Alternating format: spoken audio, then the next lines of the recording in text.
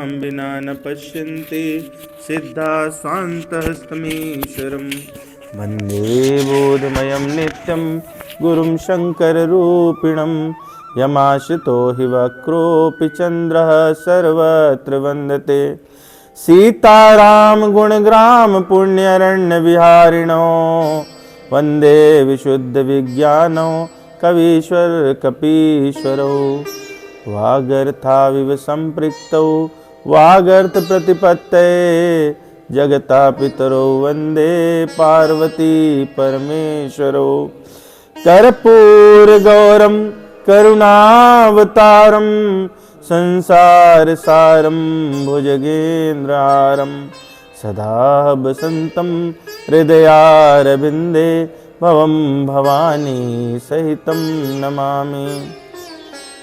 ॐ अज्ञानतिमिरान्धस्य ज्ञानाञ्जनशलाकया चक्षुरोन्मीलितं येन तस्मै श्रीगुरवे नमः।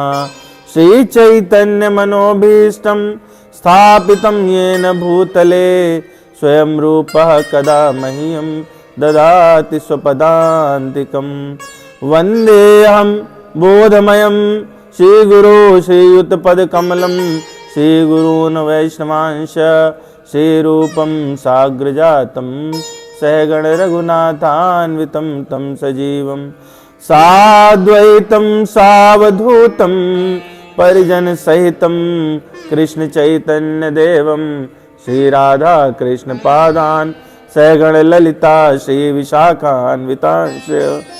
हे कृष्ण करुणा सिंधो दीनबंधो जगतपते गोपेश गोपिका कांत राधा कांत नमोस्तुते। तप्त कांचन गौरांगी राधे वृंदावनेश्वरी वृषभानुसुते देवी नमामि हरिप्रिये। वाञ्छा कल्पतरुभ्यश्च कृपा सिन्धुभ्येव च पतितानां पावनेभ्यो वैष्णवेभ्यो नमो नमः। श्री कृष्ण चैतन्य प्रभु नित्यानंद श्री अद्वैत गदाधर श्रीवासादि गौर भक्त वृंद। हरे कृष्ण कृष्ण कृष्ण हरे हरे हरे राम राम राम हरे हरे।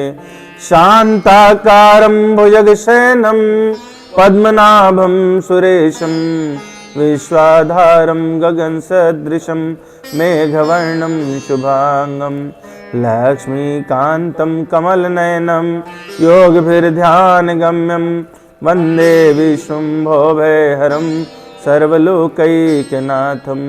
यं ब्रह्मा वरुणेन्द्र रुद्रमरुतास्तुवन्वन्ति दिव्यैस्तवैर्वेदैः साङ्गपदक्रमोपनिषदैर्गायन्ति यं सामगा। ध्यानावस्थिततद्गतेन मनसा पश्यन्ति यं योगिनो यशान्तं न विदुः सुरासुरगणा देवाय तस्मै नमः। गुरुर्ब्रह्मा गुरुर्विष्णु गुरुर्देवो महेश्वरा गुरुर्साक्षात् परब्रह्म तस्मै श्री गुरवे नमः। ओम वेदाहि गुरुदेवाय विद्महे परम गुरवे धीमहि तन्नो गुरुः प्रचोदयात्। ओम परम तत्वाय नारायणाय गुरुभ्यो नमः। ओम गुम गुरुभ्यो नमः। ओम गुरुभ्यो नमः। बोले वृंदावन बिहारी लाल की जय। श्री सीताराम भगवान की जय। कनक बिहारी जू सरकार कनक बिहारी जू सरकार की जय। उमापति महादेव की जय। पवन सुत हनुमान की जय। गुरुदेव भगवान की जय। तो पिछली बार हम लोगों ने वराह पुराण के माध्यम से देखा जाना कि भगवान बता रहे हैं, वराह भगवान माता भूमि को। भूमि ने प्रश्न किया कि कैसे होगा कल्याण। उन्होंने कहा गीतायाः पुस्तकं यत्र पाठं प्रवर्तते तत्र सर्वाणि तीर्थानि प्रयागादीनि तत्र वै। जहाँ पर भी गीता की पुस्तक रहती है और उनका पाठ होता है वहाँ पे समस्त तीर्थ इंक्लूडिंग प्रयागराज भी आ जाते हैं। और जहाँ पर गीता का विचार पठन इत्यादि होता है, यत्र गीता विचारस्य पठनं पाठनं श्रुतं तत्राहं निश्चितं पृथ्वी निवासामि सदैव ही। मैं वहाँ पर निश्चित रूप से निवास करता हूँ, भगवान स्वयं के लिए कह रहे हैं। और आगे भगवान ने कहा कि मेरे लिए सबसे उत्तम जो कोई घर है तो कौन सा है, गीता श्रेयहं तिष्ठामि गीता में चोत्तमं गृहं गीता ज्ञानम् उपाश्रित्य त्रीन् लोकान् पालयाम्यहम्। तो मैं उसी का आश्रय लेकर के और इस संसार का पालन करता हूँ। ऐसा भगवान जो है वो माता पृथ्वी को बता रहे हैं। और आगे माता पृथ्वी ने पूछा कि भाई ठीक है, इस तो सब अच्छी बात, लेकिन अगर कल्याण करना है तो उसके लिए क्या करना होगा। तो भगवान कहते हैं कि अगर कोई गीता का पाठ करे तो उससे आनंद की बात क्या है। अगर पूरा गीता का पाठ करने में समर्थ है तो उससे बढ़िया कुछ नहीं हो सकता। पाठे समर्था संपूर्णे ततो अर्धम पाठम आचरेत तदा गोदानजं पुण्यम लभते नात्र संशया। अगर कोई पाठ करने में समर्थ है तो उससे अच्छा कुछ नहीं हो सकता। अगर असमर्थ है, पाठ है असमर्था संपूर्ण पूरा न कर सके तो आधा करे और उसे गोदान के बराबर का पुण्य मिलता है, इसमें कोई संशय नहीं है। लेकिन अगर वो नहीं कर सके तो तीसरा भाग त्रिभागम पाठनम पाठमानस्तु गंगा स्नान फलम लभेत षडसम जपमानस्तु योग याग फलम लभेत। माता बोली कि भाई ये तो कलयुग है ना, इसमें तो बड़ा मुश्किल है, पूरा पढ़ने की बात करे इतना समय किसके पास है। बोले अच्छा कोई बात नहीं, एक अध्याय का पाठ तो नित्य कर सकता है। शर्त क्या रखी कि नित्य करना है। और कैसे, भक्ति संयुक्त होकर। एकाध्यायम तु यो नित्यम पठते भक्ति संयुतः रुद्रलोकम अवाप्नोति गणो भूत्वा वसेत् चिरम। भगवान शिव का गण बन करके और बहुत चिरकाल तक निवास करता है। माता बोले एक पाठ किससे पढ़ा जाएगा, आप भी कैसी बातें कर रहे हैं, है ना, आप जानते नहीं क्या। बोले अच्छा ठीक है मैं और कंसेशन कर देता हूँ। तो माँ ने बहुत कंसेशन कराया हमारे लिए। अध्याय श्लोक पादम वा नित्यम या पठते सा याति नरताम यावन मनवंतरम वसुंधरे। एक चरण का पाठ कर ले तो मनवंतर तक मनुष्य बना रहेगा और भक्ति कर सकेगा। और मान लीजिए कि 10, 7, 5, 3, 2 आधे श्लोक का पाठ करे तो 10,000 वर्ष तक चंद्रलोक में रह सकेगा। और अगर उसकी मृत्यु हो जाती है, नित्य गीता का पाठ करता है वो व्यक्ति, तो किसी अधम या पशु योनि में न जा करके मनुष्य जन्म पाता है। गीताया श्लोक दशकम सप्त पंच चतुष्टयम दौ त्रीनेकम ददर्धम वा श्लोकानाम या पठेन् नरः चंद्रलोकम अवाप्नोति वर्षाणाम युतम ध्रुवम गीता पाठ समायुक्तो मृतो मानुस्ताम व्रजेत। माँ बोली कि भाई इतना तो आप बहुत बता रहे हो, ये सब नहीं कर पाएगा कोई, इतना कोई कर सकता है क्या। बोले इतना तो करना पड़ेगा, आप आधा श्लोक तो कम से कम पढ़ लें। कोई व्यक्ति मान लो पूरा नहीं पढ़ सकता है तो इतना तो करना पड़ेगा। क्या फ़ायदा क्या होगा। गीतार्थम ध्यायते नित्यम कृत्वा कर्माणि भूरिशः जनजीवन मुक्ता स विज्ञेयो देहांते परमं पदम। ये भगवान बता रहे स्वयं भगवद गीता के बारे में।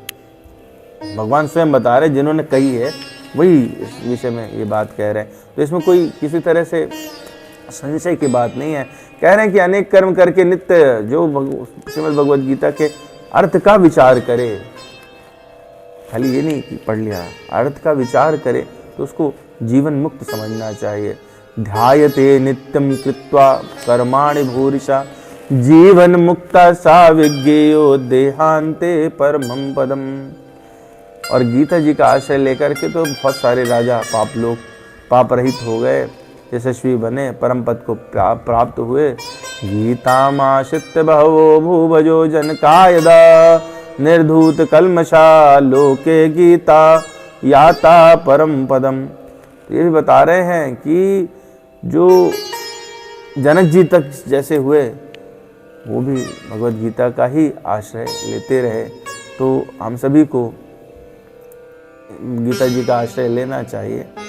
तो ये तो बात है कि गीता जी का आश्रय लेते हैं तो क्या होता है, उससे क्या लाभ होता है, पर उसका जो स्वरूप है वो कैसा है। पद्म पुराण में एक बार माता पार्वती वो बैठी हैं और उन्होंने भगवान शिव से बड़ी सुंदर वाणी में बात कही। और ये बड़ी जो माता हैं उनका तरीका रहता है, अच्छे गृहस्थ हैं, उन्हें माताएं इसी प्रकार से बात करती हैं। इसको सुने बड़ा मुझे तो बहुत ही आनंद आता है। इसको जब इस चर्चा को पढ़ता हूँ तो मुझे बहुत आनंद आता है। पार्वत्युवाच भगवन् सर्वतत्त्वज्ञ श्रीविष्णोस्तत्प्रसादतः श्रुता नानाविधा धर्मा लोकनिस्तार हेतवा अधुना श्रोतुम् इच्छामि गीतां महात्म्यम् अपयं श्रुतेन येन देवेश हरो भक्तिर्विवर्धते तद्वदस्सुना स्वाधुना देव यद्यहं तव वल्लभा। बिल्कुल इसी का रेप्लिकेशन है। क्या कह रही हैं पार्वती जी? कह रही हैं भगवान सर्व तत्वज्ञ। जब अगर मान लीजिए कभी ये पटुता है कि जो जीवन है, गृहस्थ जीवन है, दाम्पत्य में रहें और पति से कुछ प्राप्त करना है, तो सबसे पहले उसके पास जाकर के उसकी सेवा करते हुए उसकी थोड़ी सी प्रशंसा। पार्वती जी कहती हैं भगवान सर्व तत्वज्ञ, हे भगवान आप तो सभी तत्वों को जानते हैं। और फिर आगे आपकी कृपा से श्री विष्णु त्वत्प्रसादतः श्रुता नाना विधा धर्मा लोक निस्तार हेतवा। आप सब चीजों के जानते हैं, तत्वों को जानते हैं।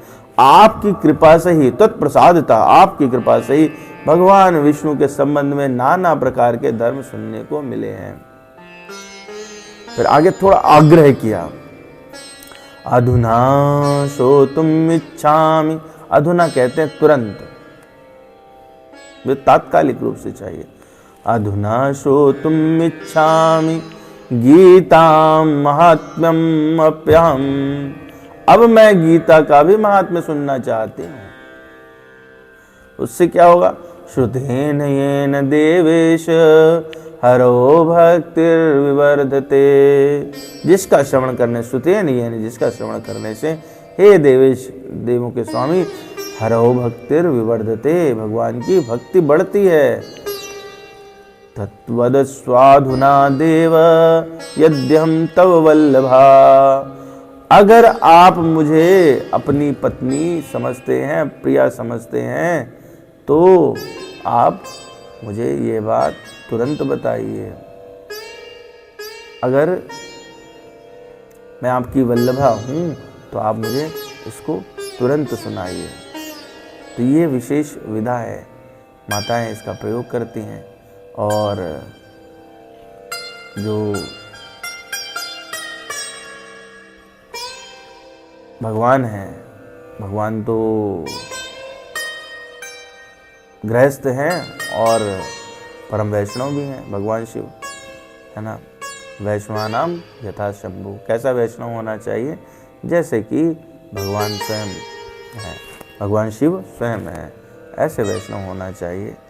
और बिल्कुल इसी प्रकार का प्रकरण आता है जब माता पार्वती, भगवान का विवाह हुआ और माता पार्वती भगवान के करीब आई, तो माता ने भगवान शिव से ठीक इसी प्रकार का प्रश्न किया था। बिल्कुल यही लैंग्वेज है, गोस्वामी जी ने लिखा है। भगवान शिव बैठे आराम से हैं। यहाँ पर भी वातावरण बिल्कुल ऐसा ही है कैलाश मानसरोवर में ठंडे में बैठे हुए हैं, वट वृक्ष है नीचे, अपना मृगशाला बिछी हुई है और बिल्कुल भगवान का नाम स्मरण चल रहा है। इतने में माता की एंट्री हो रही है और बिल्कुल ऐसे ही वर्णन है।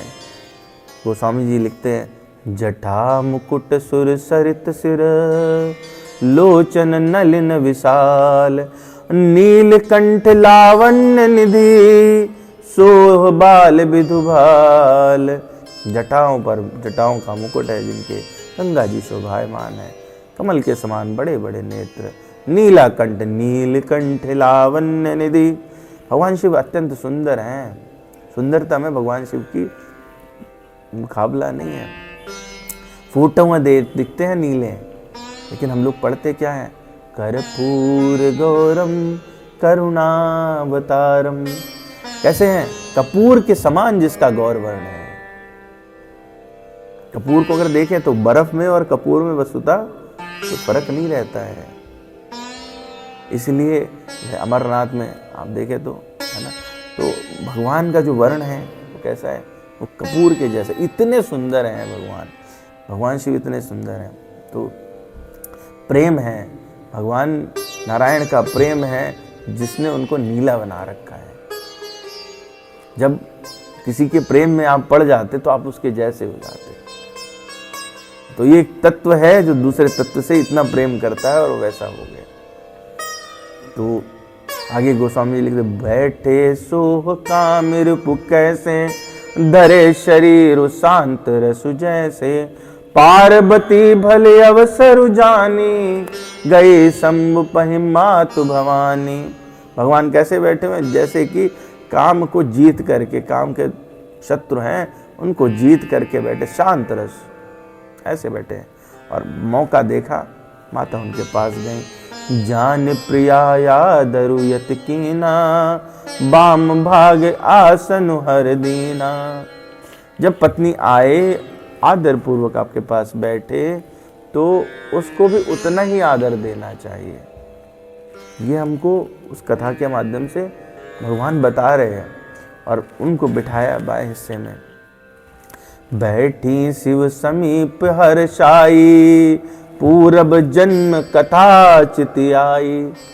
हर्षित हुई माता और पिछले जन्म की कथा याद आई कि मैं जब सती रूप में थी तो क्या हुआ, कैसे कैसे। तो बिल्कुल वैसे ही प्रकरण यहाँ पे है। माता बैठी हैं और ये विशेष बात यह है कि एक पद्धति रहती है, जब पति क्या है, गुरु का ही स्वरूप है, गुरु समान है, तो पति को बिल्कुल वैसे ही जान करके उससे, जैसे गुरु के साथ में हम व्यवहार करते हैं वैसा पति से व्यवहार करना चाहिए।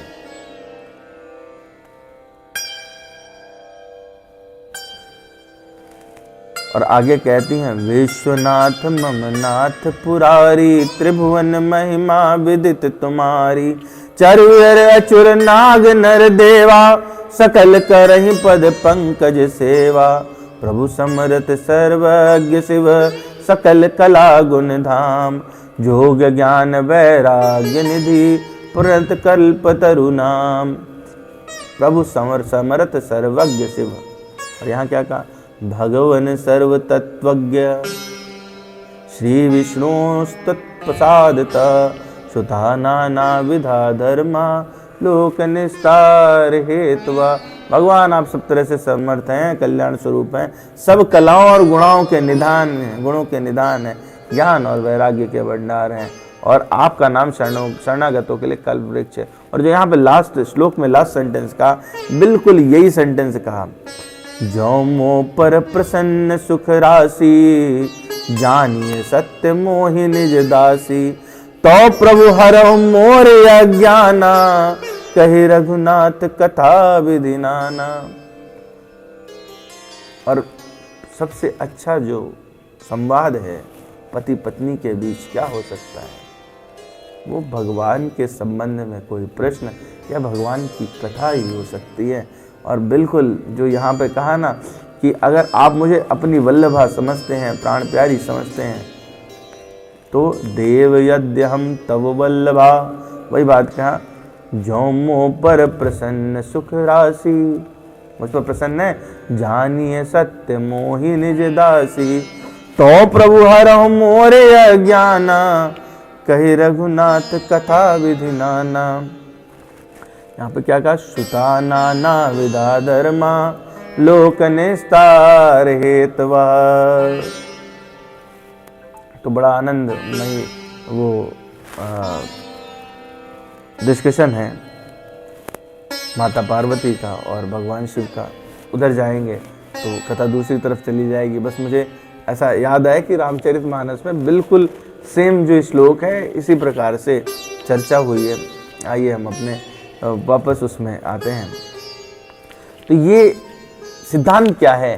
कथा की उत्पत्ति, कथा की भी एक कहानी होगी, कहानी की भी कहानी होगी ना। तो कहानी की क्या कहानी है?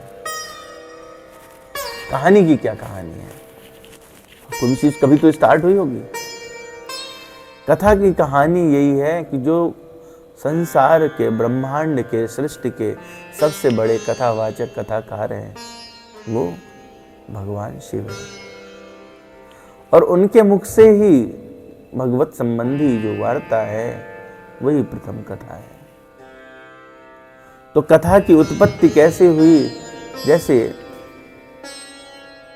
किसी पुत्र की, अच्छे फल की उत्पत्ति माता के गर्भ से होती है, ठीक उसी प्रकार से माँ के प्रश्नों से भगवान के श्रीमुख से, भगवान शिव के श्रीमुख से कथा की उत्पत्ति होती है। और कथा क्या है?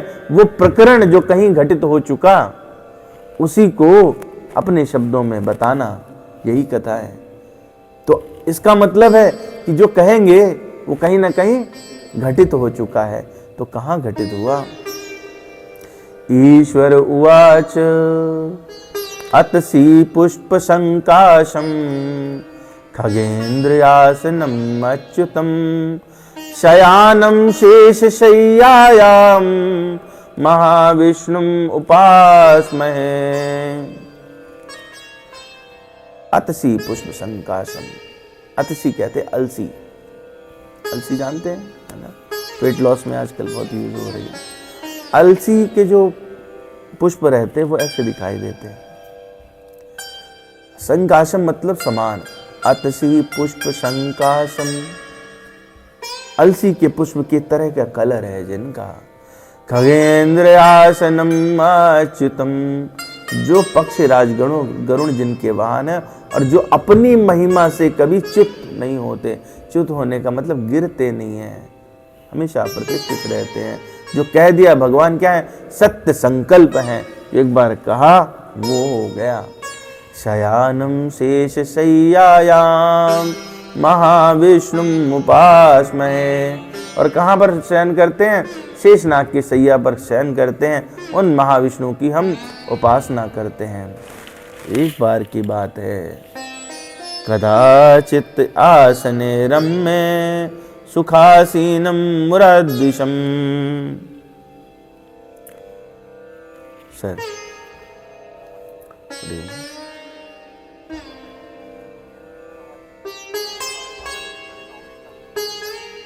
ठीक ठीक थैंक यू।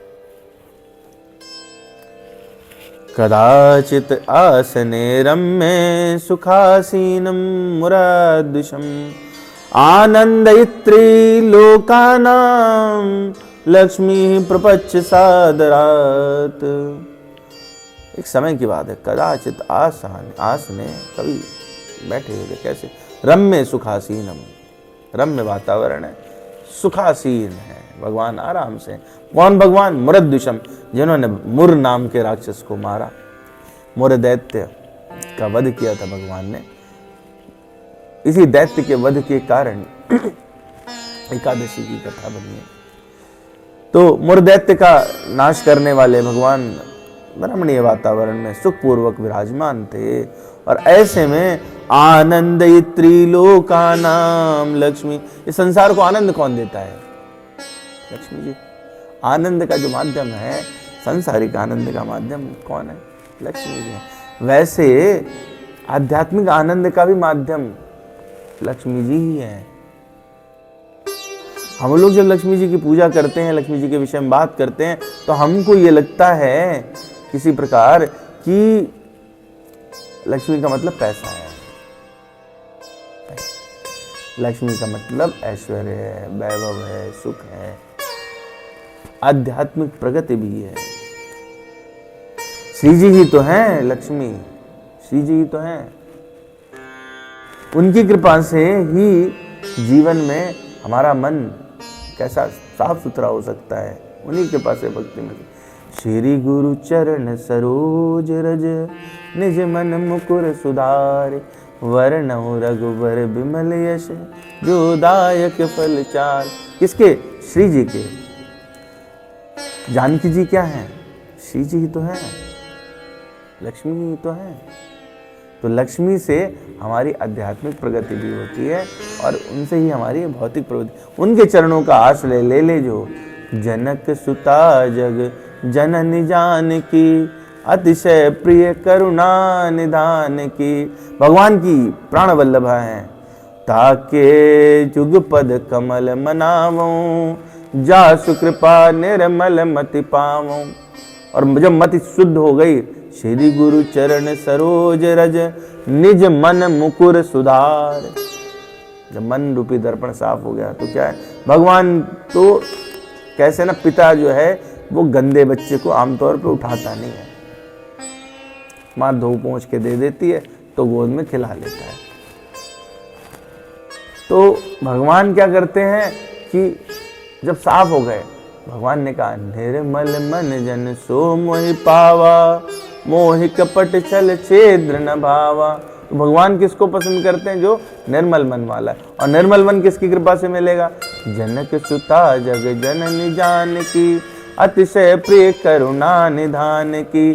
ताके जुग पद कमल मनावों, तासु कृपा निर्मल मति पावों। निर्मल मति मिलेगी तो आनंद देने वाले, आनंदई त्रिलोकानां लक्ष्मी प्रपच्छ सादरात। आदर पूर्वक भगवान से, वहाँ पार्वती जी ने आदर पूर्वक भगवान से प्रश्न किया, यहाँ लक्ष्मी जी ने आदर पूर्वक भगवान से प्रश्न किया। तो ये एक विधा है गुरु से कैसे बात करें। भगवद गीता के 4थे अध्याय का 34वां श्लोक है। भगवान ने स्वयं अपने श्रीमुख से वो विधि बताई है। तद्विधि प्रणिपातेन परिप्रश्नेन सेवया, उपदेक्ष्यन्ति ते ज्ञानम ज्ञानिनः तत्त्वदर्शिना। कैसे जाना चाहिए? प्रणिपात करके जाना चाहिए गुरु के पास, विधि पूर्वक जाना चाहिए। जो विधि है, जो नियम है, उसका पालन करना चाहिए। परिप्रश्नेन सेवया, भगवान उनकी सेवा देखते हुए करते हुए अनुकूल समय पा करके प्रश्नों के द्वारा सेवा करनी चाहिए। जब गुरु के निकट जाएं, उनकी सेवा करें तो प्रश्नों से भी उनकी सेवा करनी चाहिए। और तब वो उपदेश करते, उपदेक्षन्ति ते ज्ञानम ज्ञानिनः तत्त्वदर्शिना। अब माता ने देखा कि आज तो संडे है, भगवान आराम से बैठे हैं, टीवी भी नहीं देख रहे।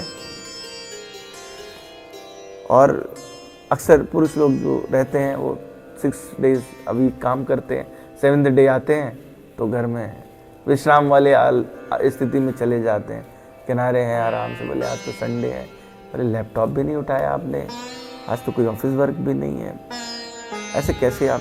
तो लगता है नींद में है। माता कह रही हैं, श्रीरुवाच स्यालुरस दुग्धाब्धौ भगवन् केन हेतुना, उदासीन ऐश्वर्यं जगन्ति स्थापन्निव।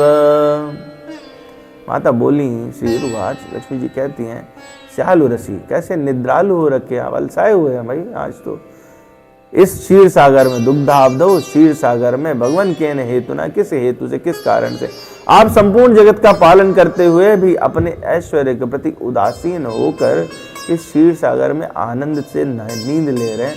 कारण क्या है? अब जब पुरुष लोग ऐसे लेटे हो आंख बंद करके और पत्नी आगे, बहुत सो रहे हो, ऐसा होता है ना, बहुत सो रहे हो, आज काम नहीं, लैपटॉप भी नहीं उठा रहे, ऑफिस भी नहीं जाना, कुछ घर का ही काम करवा लो। फिर जब आपको जगाती हैं माता तो आप क्या कहते हो? नहीं सो थोड़े ना हूं। ईश्वर उवाच, भगवान बोले, भगवान शिव बोल रहे हैं, ईश्वर उवाच इति देव्या वचा श्रुत्वा मुरभिज्ञान गर्वितम् उवाच सलक्षणया वाचा विस्मय स्मरे लोचनः। जो मुर नाम के राक्षस को मारने वाले भगवान विष्णु हैं, जो ज्ञान के सागर हैं, जब ऐसी बात माता की सुनी, इति देव्या वचा, ऐसी माता की बात सुनी, सुन करके श्रुत्वा, तो बोले हैं, क्या बोले, सलक्षणया वाचा, सुलक्षणी वाणी से, नाराज होकर नहीं, वो सिखा रहे भगवान। पत्नी उठाए तो ऐसा नहीं, अरे देख नहीं रहे हो सोता हूं, कोई सो थोड़े ना हूं। बड़ी बड़ी आंखें खोली, विस्मय आलोचना, विस्मय से देखते हुए भगवान कह रहे हैं क्या, श्री भगवान वाच नाहं सुमुखी निद्रालुर्निर्जम माहेश्वरम बपु दृशा तत्त्वान्वर्तिन्या पश्याम्यन्त निर्मग्नया। हे सुमुखी, पत्नी को कैसे एड्रेस किया है, हे सुमुखी, ना हम सुमुखी, नहीं मैं तो नहीं, ये सुंदर मुख वाली, निद्रालु निजम, सोया नहीं हूं, नींद नहीं ले रहा हूं, अपितु माहेश्वरम बपू, जो मेरा माहेश्वर स्वरूप है, विस्तृत स्वरूप है, दृशा तत्वानुवर्तिन्याम, मैं उसी का साक्षात्कार कर रहा हूं। हे सुंदरी, मैं सोते नहीं रह रहा हूं, मैं अपनी तत्वानुवर्ती नेत्रों को मूंद कर, इन नेत्रों से क्या तत्व निकलता है ना, तत्व को देखते हैं भगवान, तो कह उनको बंद करके, और मैं क्या कर रहा हूं, उसी में अपने माहेश्वर वपु रूप को देख रहा हूं। देख रहे हैं, क्या देख रहे हैं, कुशाग्रया धिया देवी यदंतर्योगिनो हृदि पश्यन्ति यच्च वेदानां सारम मीमांसते भृशम। किसको, देवी योगीजन अपनी कुशाग्र बुद्धि के द्वारा अपने हृदय में जिस तत्व को देखते हैं, मैं उसी तत्व को देख रहा हूं, बहुत विचार करके वो वेदों का सार देखते, वही देख रहा हूं मैं। यच्च वेदानां साराम मीमांसते भृशम, जिसकी मीमांसा करते विद्वान लोग, मैं वो तत्व जो मीमांसा से निकालते वो देख रहा हूँ। बड़ी अजीब बात है, आप आंख बंद करे हैं, कह रहे मैं अपने आप को ही देख रहा हूँ, वो जो तत्व स्वरूप है, बड़ा कंफ्यूज कर रहे हो, कंफ्यूजन ठीक नहीं है। माँ कह रही कंफ्यूजन ठीक नहीं है, भगवान बता रहे भी उस तत्व के विषय में बोल रहे। माँ के मन में प्रश्न आया, भाव भंगिमा बदली, भगवान ने देखा और बोले कि मैं बता रहा हूँ, समझो टेंशन मत लो, बता दो। तदमेवम् अक्षरं ज्योतिरात्मरूपम् अनामयम् अखंडानंदम संदोह निष्पादि द्वैत वर्जितम। वह माहेश्वर, बोले माहेश्वर रूप, मतलब इस रूप के अलावा भी कोई, माँ के दिमाग में प्रश्न है, इस रूप के अलावा भी कोई रूप है क्या, हमारे सामने लेटे हुए हो बढ़िया आंख बंद करके, आज संडे का मजा ले रहे हो, फिर कह रहे हो मैं किसी दूसरे रूप के विचार, मेरा दूसरा स्वरूप भी है उसका विचार करो। तो ऐसा कौन सा स्वरूप है भैया, ऑफिस में नया बना लिया क्या? बोले नहीं बताता हूँ, समझो क्या, मेरा वो जो माहेश्वर स्वरूप है जिसकी बात मैं कह रहा हूँ, वो कैसा है, वो तेज रूपी है। तदेवम अक्षरम, जो शरण जिसका नहीं होता, तदेवम अक्षरम ज्योतिरम आत्मरूपम अनामयम, प्रकाश स्वरूप है, आत्मरूप है, रोग शोक से रहित है, अनामयम, तो इसको रोग नहीं लगता। अखंडानंद, जिसमें अखंड आनंद है, लगातार आनंद की वर्षा, संदोहम, शोक रहित, निष्पादि द्वैत वर्जितम, और निष्पन्द है, द्वैत रहित है। मैं उसी के अधीन रहता हूं, उसी के अधीन रहते हैं। हाँ सुनो तो, यदाशया जगद्द्वितीयर्यन्मया चानुभूयते न येन रहितम किंचित जगत त्वं चराचरम। मैं, ये जगत जो है ना उसी के अधीन है, मैं भी उसी के अधीन हूँ, मैं उसका अनुभव करता हूँ। इसीलिए तुम्हें लग रहा है कि मैं नींद ले रहा हूँ, मैं नींद नहीं ले रहा हूँ, वो तो निर्दोष अक्षर ज्योति है, अखंड आनंद को प्रवाहित करने वाली, अभेदमय है, जिसके अधीन संसार की वृत्ति का अनुभव होता है। उससे रहित जगत में कोई तत्व चराचर में है नहीं है, मैं उसका आनंद ले रहा हूँ। हाँ कॉल है यार, ये तो क्या है ना, संडे में लाइट मूड में बैठे थे, सवेरे सोचे सैंडविच बनाएंगे, ये भी खाएंगे, हम भी खाएंगे, अजीबोगरीब बातें कर रहे हैं। तो अजीबोगरीब बातें क्यों कर रहे हैं आप, ऐसी बातें मत करिए। तो माँ कहती हैं कि भाई मुझे समझ नहीं आया। भगवान कह रहे अच्छा समझ नहीं आया, कोई बात नहीं, अब समझो। निर्मत्य बहुधा लोक्य वेद शास्त्रान बुद्धिम सुधी द्वैपायनो यदा साधये गीता शास्त्रम निशिष्टवान। जिसका वेद शास्त्र के रूप में समुद्र का मंथन किया, महान महर्षि कौन, व्यास, उन्होंने एक वो तत्व प्रकट किया। वो तत्व क्या है, गीता शास्त्र है। मंथन करने के बाद में जैसे मक्खन निकलता है ना, जो शिवा शंकराचार्य ने कहा, हम लोग उसको पहले चर्चा कर चुके हैं कि कैसा है, सर्वोपनिषदो गावो दुग्धा गोपाल नंदना पार्थो वत्सा सुधीर भोक्ता दुग्धम गीता अमृतम महत्।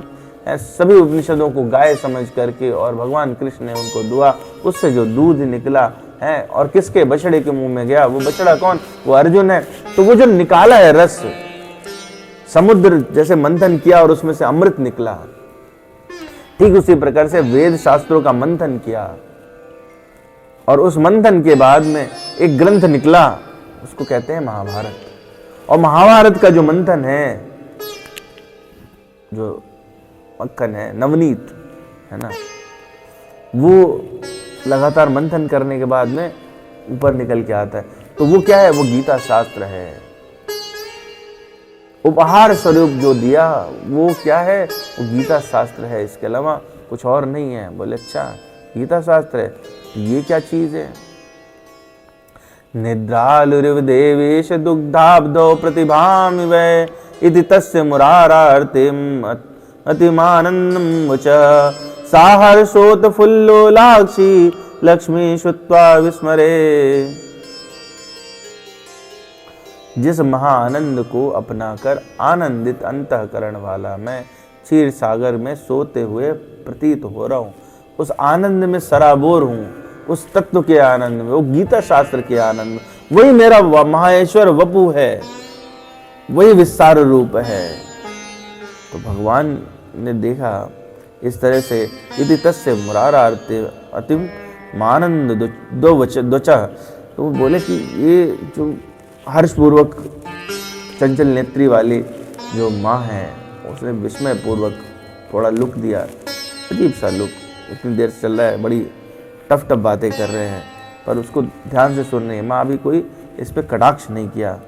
अब उन्होंने बात कही, धीरुवाच भवानेव ऋषिकेश ध्यायोऽसीयामिनां सदा तस्मात् त्वत्तः परं यत्तच्छोतुं कौतूहलं ही में।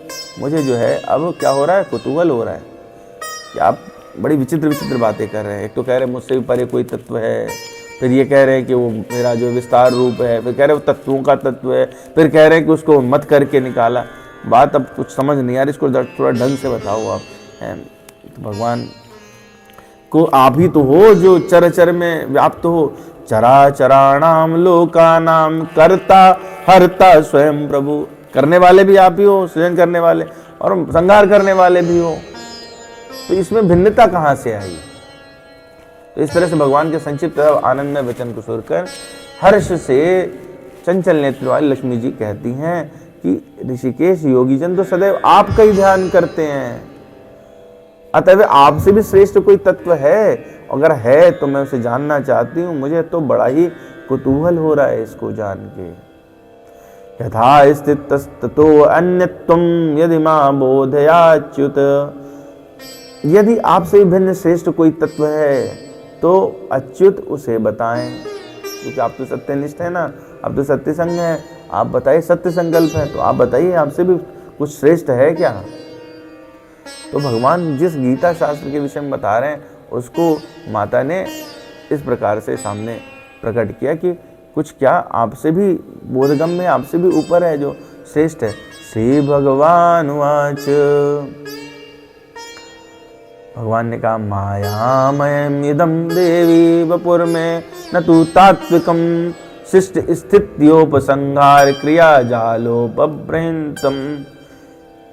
यह शरीर तो जो दिखता है ये देवी, वो महामाया है, योग माया वाला शरीर है, मायामय है, तात्विक नहीं है, बल्कि वो शिष्ट संचालन, संघार क्रिया इत्यादि तत्वों से परिपूर्ण है। ये जाल से बंधा हुआ, इसमें इसको कार्य करना पड़ता है। भगवान अपने उस वपु रूप के लिए कह रहे हैं कि दिव्य तो है, लेकिन फिर भी आपको कैसे दिख रहा है? आपको योग माया के माध्यम से दिख रहा है। ये इसमें सृष्टि स्थिति और संहार रूपी क्रिया का जाल लगा हुआ है, लेकिन जिस रूप की मैं बात कर रहा हूँ वो इन सबसे भी भिन्न है, वो पूर्ण है। तो माँ को और लगा कि कैसी बात करें। अतो अन्यादात्मनो रूपम द्वैत अद्वैत विवर्जितम भावा भाव विनिर्मुक्तम अद्यांतरहितम प्रिय। अंतरहित है, आत्मा का जो स्वरूप है वो द्वैत और अद्वैत से पृथक है, भाव और अभाव से मुक्त है, आदि और अंत से रहित है, शुद्ध ज्ञान के प्रकाश से उपलब्ध है और परमानंद स्वरूप होने के कारण एकमात्र सुंदर है। शुद्ध संसुप्त प्रलालाभम परानंदैक सुंदरम रूपम ऐश्वर्यम आत्म ऐक गम्यम गीता सुकीर्तितम। गीता शास्त्र में इसी का प्रतिपादन हुआ है। यह गीता शास्त्र है जो भगवान कह रहे मेरे वपु रूप से भी ज्यादा श्रेष्ठ है, इसी का प्रतिपादन हुआ है। तो माँ बोली कि इसका प्रतिपादन हुआ है, हाँ इसका प्रतिपादन हुआ है। इत्याकर्ण वचो देवी देवश्यामित तेजसा संकमाना वाक्येषु परस्पर विरोधिषु। माँ को शंका हो गई कि परस्पर विरोधी बात कर रहे हैं, इनसे तो कोई श्रेष्ठ है नहीं। और तत्व के बारे में कह रहे हैं कि ये भाव भाव से रहित है, इसमें ऐसी सी बात है, आनंद से परिपूर्ण है। माँ कह रही हैं स्वयं चेत परमानंदम अवांग मन सोच मानस गोचरम कथम गीता बोधयति इति में सिंधिम संशयम। अगर कोई स्वरूप ऐसा है आपका जो परमानंद है, मन वाणी के पहुंच के बाहर है, जो मेरी दृष्टि में नहीं आ रहा है, तो गीता कैसे उसका बोध कराती है? इस संदेह का निवारण करिए। तो बंधु बात क्या है, समझने वाली बात यह है कि माता ये इंगित कर रही हैं कि भगवान का एक स्वरूप है जो गीता के माध्यम से समझ आता है। वो स्वरूप कहीं ना कहीं जो तत्व स्वरूप है, वो ऐसे कहना अपराध होगा, लेकिन भगवान का जो हमारे कल्पना में स्वरूप बना हुआ है उससे कहीं श्रेष्ठ है। उस श्रेष्ठ स्वरूप का बोध गीता जी कराती हैं। भगवान ने जब ये सुना तो भगवान बोले ईश्वर उवाच श्रियः श्रुत्वा वचो युक्तम इतिहास पुरम पुरसरम आत्मानुगामिनीं दृष्टिं गीतां बोधित्वान् प्रभु अहमात्मा परेशान परापर विभेदता द्विधा ततः पर साक्षी निर्गुणो निष्कला शिव। लक्ष्मी जी के उपर्युक्त वचनों को सुना भगवान ने और पहले का इतिहास सहित जो भगवत साक्षात करने वाली गीता है उसका माँ को बोध कराया है। तो जो गीता है वो ऐसा नहीं कि हम आप पढ़ते हैं, गीता भगवान के द्वारा भी वांची जाती है, भगवान के द्वारा भी पढ़ी जाती है और भगवान के द्वारा माँ लक्ष्मी को सुनाई जा रही है। और ये वाली जो कथा है इसको भगवान शिव माता पार्वती को सुना रहे हैं। तो जो कथा है वो कथा तो कहाँ चल रही है? माता पार्वती कैलाश पे चल रही है और भगवान शिव के बीच में। और ये जो वार्तालाप है, जो ओरिजिनल वार्तालाप है, भगवान विष्णु और माता लक्ष्मी के बीच में चल रही है। तो अब भगवान बता रहे हैं कि कैसा भेद है, कैसे अहम आत्मा परेशानी परापर विभेदता। मैं कैसा हूँ? परमात्मा ब्रह्म को दो तरह से देखा जाता है, पर और अपरा। द्विधा तथा परा साक्षी निर्गुणो निष्कला शिवा। और वहां पर कैसा है? ये दो निर्गुण हैं, गुणातीत हैं, विकार रहित हैं और पवित्र हैं, निष्कल हैं। अब बता रहे हैं गीता जी का जो स्वरूप है, जो हम देखते हैं चैप्टर वाइज, वो क्या है। अपरः पंचवक्त्रोऽहं द्विधा तस्यापि संस्थिति शब्दार्थं भेदतो वाच्यो यथात्मा हम महेश्वर। ऊपर के जो हैं, जो अपरा और नीचे वाले में मैं दो तरह से रहता हूं। तो अपरा अन्य पंचवक्त्रो हम, पांच मुखों से मैं, द्विधा दो रूप उसमें भी स्थित हैं। शब्दार्थ भेद तो वाच्यो, शब्द और अर्थ के भेद से मेरा यह महेश्वर रूप है, जो जिसका यथारूप मैं आपसे वर्णन करता हूं। और इससे होता क्या, गीता नाम वाक्य रूपेण यन्निरुच्छिद्यते दृढ़ मदीय पाश बंधो अयम संसार विषयात्मका। गीता के वाक्य रूप को, गीता में जो श्लोक आदि हैं, उनसे दृढ़ता पूर्वक संसार के जो विषयात्मक बंधन है, जो माया जाल फंसा हुआ है, मोह जिससे उत्पन्न हो रहा है, वो पाश कट जाता है। संसार विषयात्मका मदीय पाश बंधो अयम, वो समाप्त हो जाता है इससे। जिसके आभास से क्या होता है, यदाभास से पराधीनो पंचवक्त्र महेश्वरो। भगवान शिव के पांच मुख हैं, तो वो कह रहे हैं कि जो पांचों मुख हैं, यदाभास पराधीनो पंचवक्त्र महेश्वरो इति तस्य वचा श्रुत्वा गीता सार महोदधे।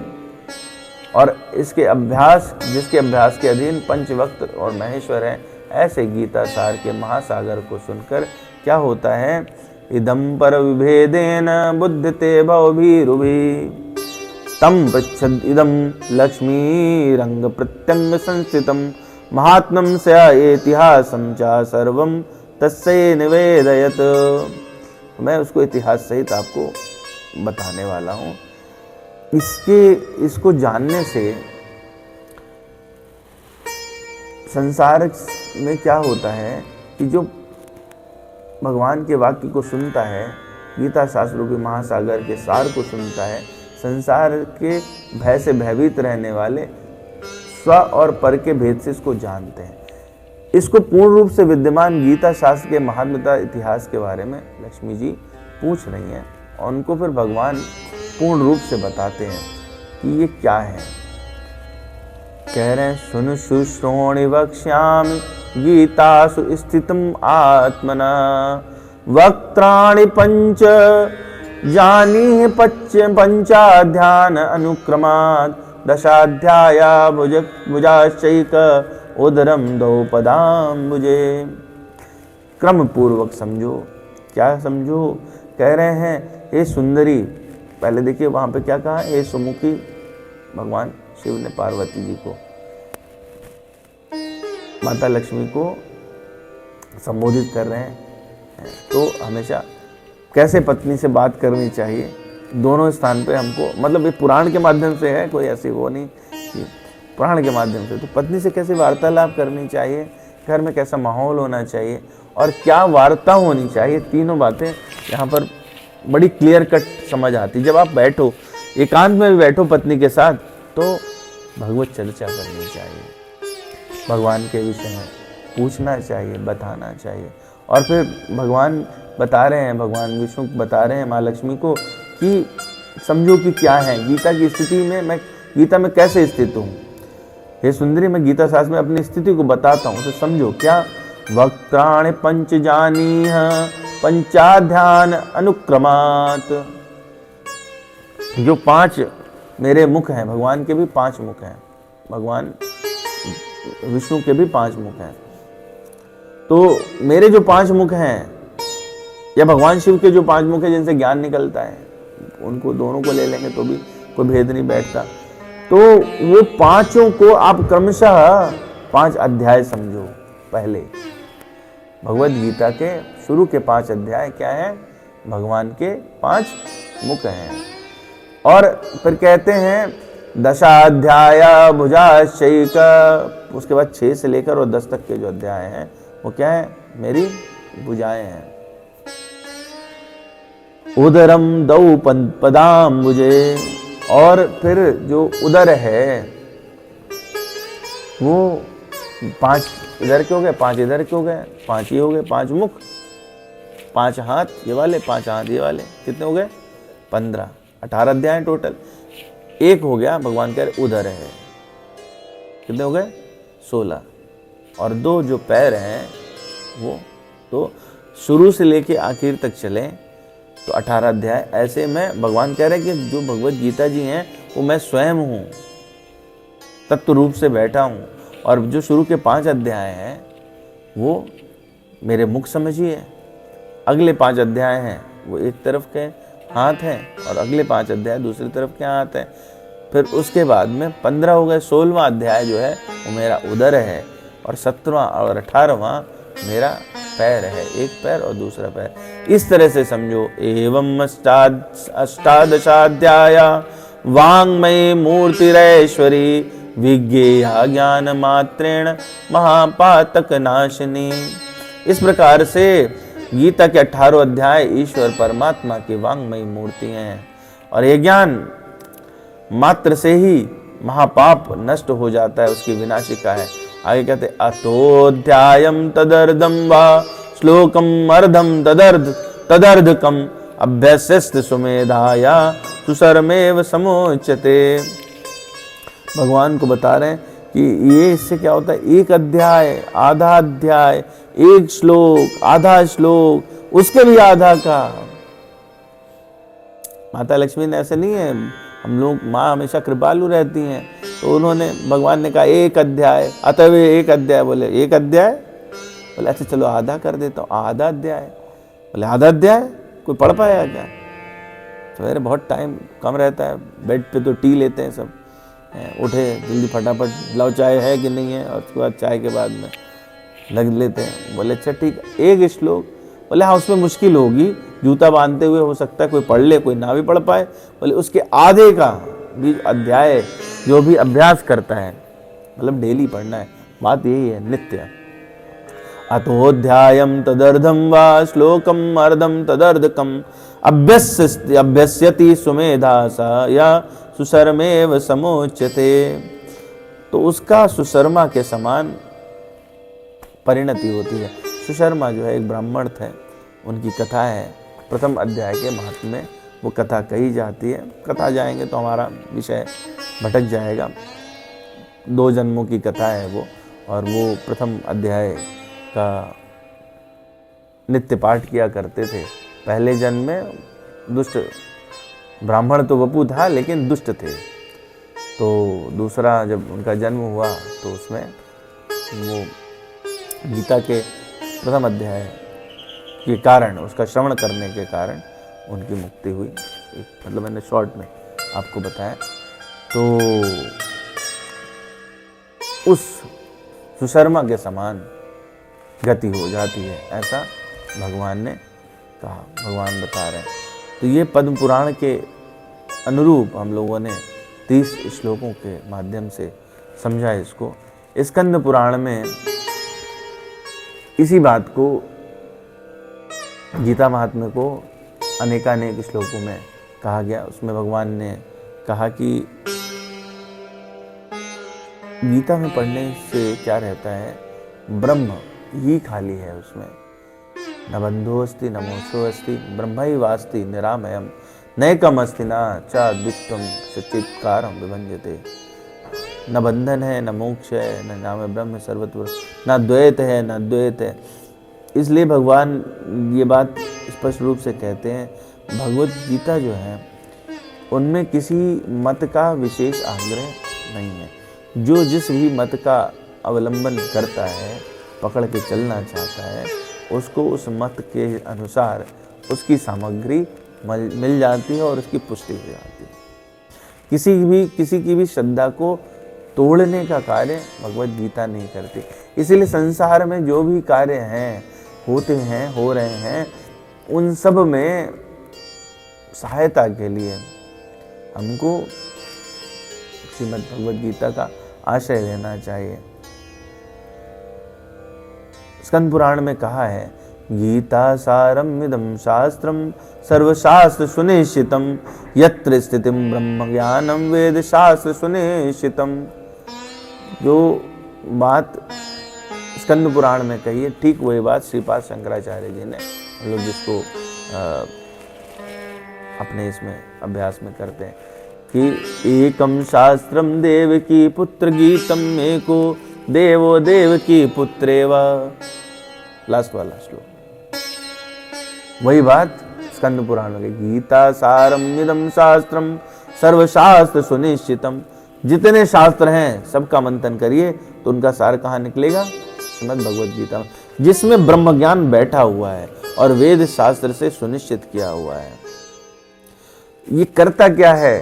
भगवान कह रहे इदं शास्त्रम मया प्राक्तम गुह्य वेदार्थ दर्पणम या पठेत प्रयतो भूत्वा सा गच्छेत विष्णु शाश्वतम।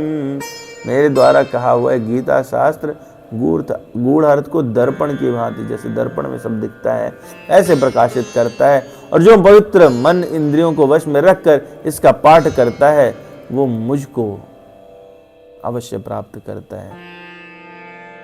बहुत सारी इसके विषय में उसमें बातें कही गई, लेकिन जो विशेष बात कही वो ये कहा कि गीता नाम सहस्त्रेण स्तवराजो विनिर्मितः यस्य कुक्षौ चावर्तेत सोऽपि नारायण स्मृतः। गीता का सहस्त्र नामों द्वारा जो स्तवराज निर्मित हुआ उसके वो जिसके हृदय में हो जाए विद्यमान, और जो उसका मन ही मन स्मरण करता हो वो भी नारायण स्वरूप हो जाता है। ब्रह्म ज्ञान को प्राप्त करने के बाद वो कैसा हो जाता है? भगवत स्वरूप हो जाता है। और आगे कहते हैं सर्ववेदमयी गीता सर्वधर्ममयो मनु सर्वतीर्थमयी गंगा सर्वदेवमयो हरि। वराह पुराण में हमने देखा था कि वो कह रहे हैं कि सारे तीर्थ और प्रयाग सहित वहाँ आ जाते हैं। यहाँ पे भगवान कह रहे हैं, ये भगवान का वाक्य है, स्कंद पुराण में भगवान खुद ही बता रहे हैं ये बात। कह रहे हैं कि गीता संपूर्ण वेदमयी है, मनुस्मृति सर्वधर्ममयी है, और गंगा सर्व तीर्थमयी है, और भगवान विष्णु सर्वदेवमय है। तो भगवद गीता क्या है? स्वयं वेदों का सार है। धर्म अगर जानना चाहते हो धर्म का सार मनुस्मृति है। और अगर आप सब तीर्थों का एक साथ आपको चाहिए फल तो गंगा जी में स्नान करिए, और सभी देवताओं से जो फल मिलता है वो अगर आपको चाहिए तो भगवान विष्णु का ध्यान करिए। वही बात श्रीपाद शंकराचार्य ने आखिरी श्लोक में कहा, एकम शास्त्रम देवकी पुत्र गीतम एको देवो देवकी पुत्रेवा एको मंत्रस्य तस्य अमानि यानि कर्मापेकम तस्य देवस्य सेवा। अब आप ध्यान दीजिए, वराह पुराण में भी यही बात कही कि एक श्लोक पढ़ ले या आधा श्लोक पढ़ ले।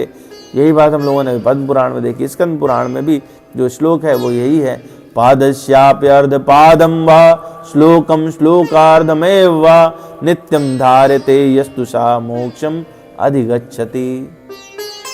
गीता का पूरा एक श्लोक, आधा श्लोक, एक चरण, आधा चरण प्रतिदिन नित्य अगर कोई धारण करे, उच्चारण करे तो वो अंत में मोक्ष को प्राप्त करता है।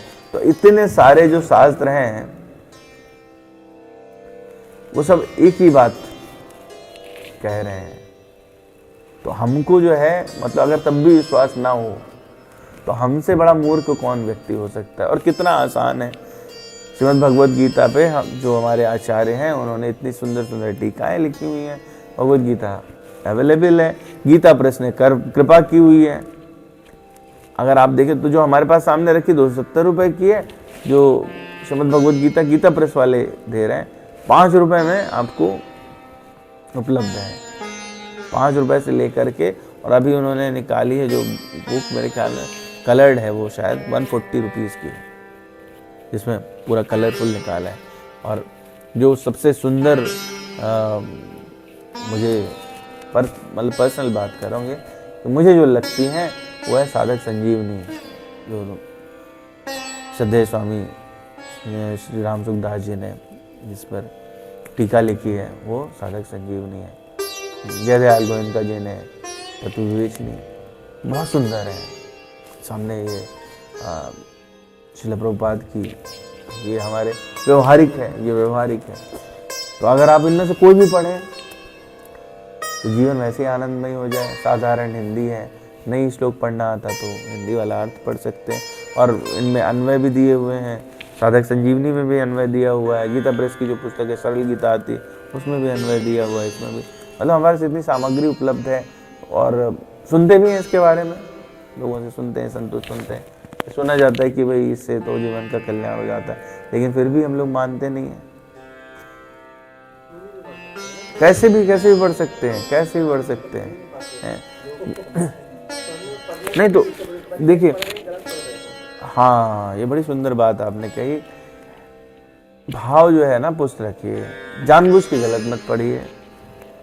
चैतन्य महाप्रभु विचरण पे निकले, भगवान के गौरांग अवतार है ना, जब वहाँ को भगवान को लगा, भगवान कृष्ण को लगा कि राधा रानी का जो विरह था, जो प्रेम था, वो उसको मैं अनुभव करूं, तो भगवान ने अवतार लिया 500 वर्ष पूर्व। नवदीप कहा जाता है, कलकत्ता के पास में जगह है, मायापुर धाम, वहाँ पर।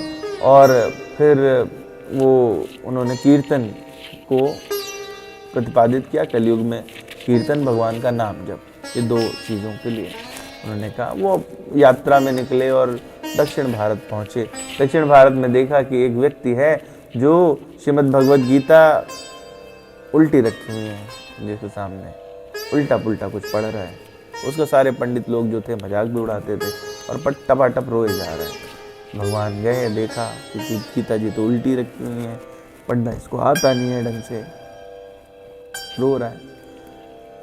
बोले कि बंधु आप इसको देख करके रो रहे हैं, ऐसा क्या आनंद मिल रहा है? बोले कि देखो मैं तो जो समझता है थोड़ा बहुत वो पढ़ लेता हूँ, उल्टा पुल्टा जैसे भी, पर मैं देखता हूँ प्रथम पृष्ठ और ये चित्र कि भगवान कैसे हैं, अर्जुन के सारथी बन गए, युद्ध में अर्जुन के सारथी बन गए। और जब युद्ध होता है ना तो सारथी क्या है, उसको समय नहीं रहता कि जो धनुर्धर है या योद्धा है उसको समय नहीं रहता कि उस सारथी को बताए किधर जाना है, क्या करना है, तो उसमें तय हो जाता है। हाथ से तो वो चलाएगा हथियार, मुख से लगे कलकारेगा सामने वाले को, और पैर से चोट करता है।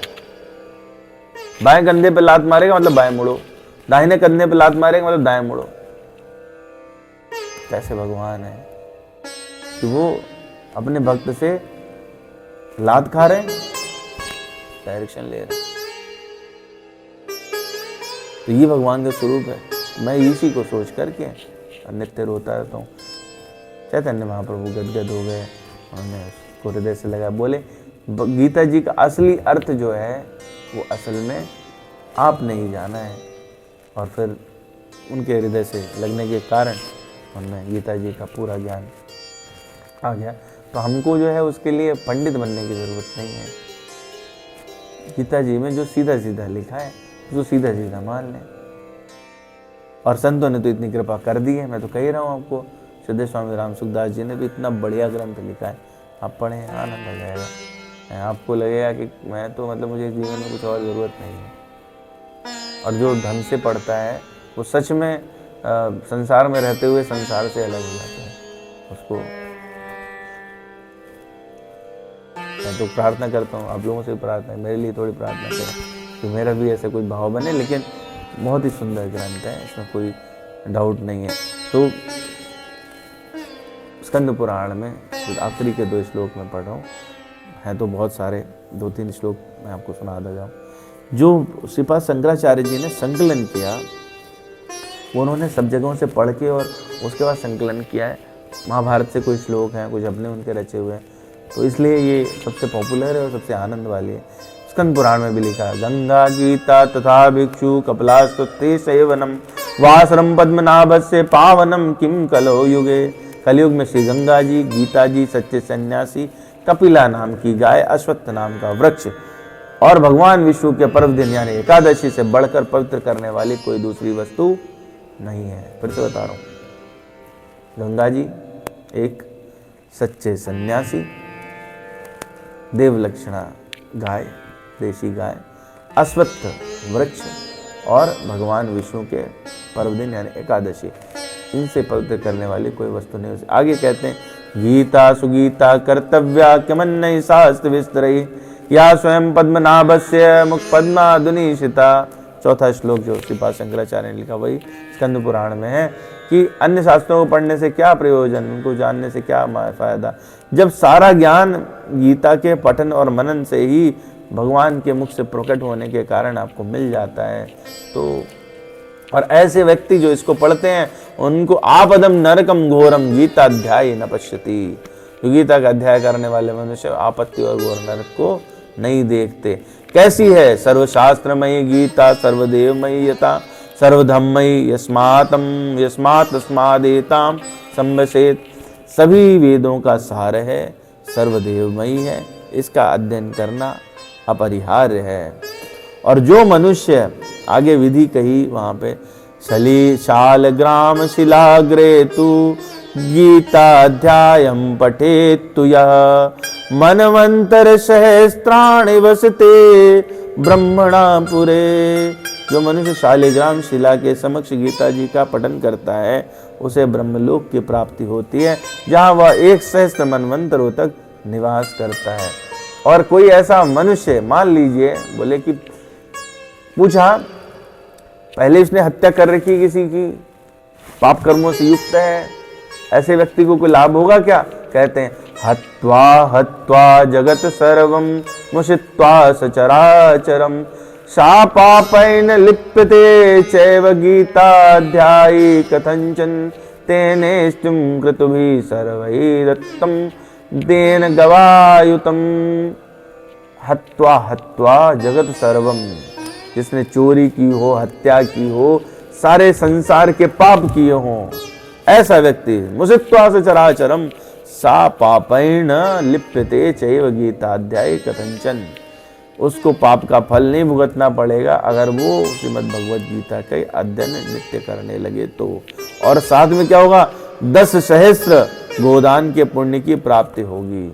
और आखिर में अगर उसमें अध्ययनरत रहे तो गीताम अभ्यस्यताम नित्यम तेनाप्तम पदम अव्ययम, वो भगवान का के चरणों की प्राप्ति कर लेता है। और यही सारा महात्म्य, इसलिए ये सबसे प्यारा लगता है क्योंकि ये सारे पुराणों का सार है।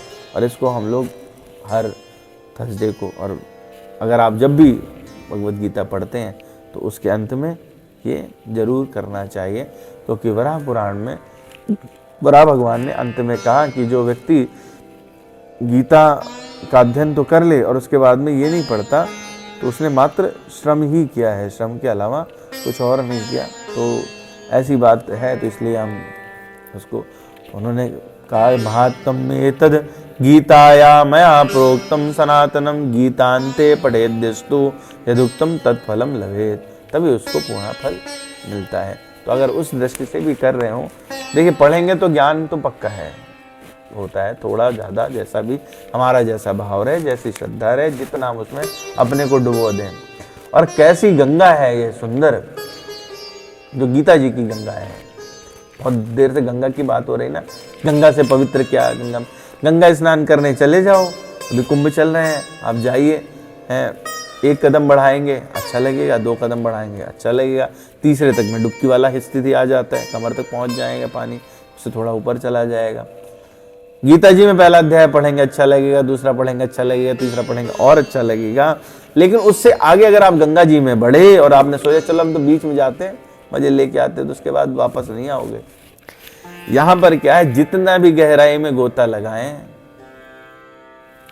उतना आनंद है, डूबने का कोई खतरा नहीं है, जीवन सुरक्षित है, सारे वो पुण्य प्राप्त हो जाने हैं जो आपको अन्य तीर्थों को करने से मिलते हैं। इसका मतलब है कि तीर्थों को करना निषेध नहीं है, परंतु गीता जी का अध्ययन करना अत्यंत आवश्यक है।